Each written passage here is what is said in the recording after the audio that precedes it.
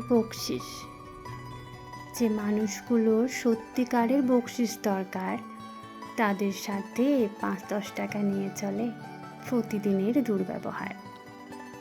একটা কাপড় ব্যবসায়ীকে ২০০ টাকা দিয়ে খুশি না করে কোনোদিন একটা রিক্সাওয়ালাকে ২০০ টাকা বকশিস দিয়ে দেখেছেন? সে কতটা খুশি হয়। হতে পারে এই ২০০ টাকা তার পরিবারের ৩ বেলার খাবারের মূল্য।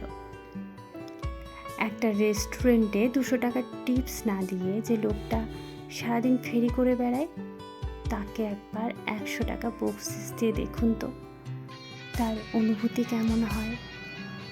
অথবা সেই সেলুনে ২০ টাকা না দিয়ে যে বাচ্চা মেয়েটি পার্কে ঘুরে ঘুরে ৫ টাকা করে ফুল বিক্রি করে খায়, তাকে একদিন ২০ টাকার বকশিস দিয়ে দেখুন তো ওই ২০ টাকায় কতটা ভালোবাসা কেনা যায়।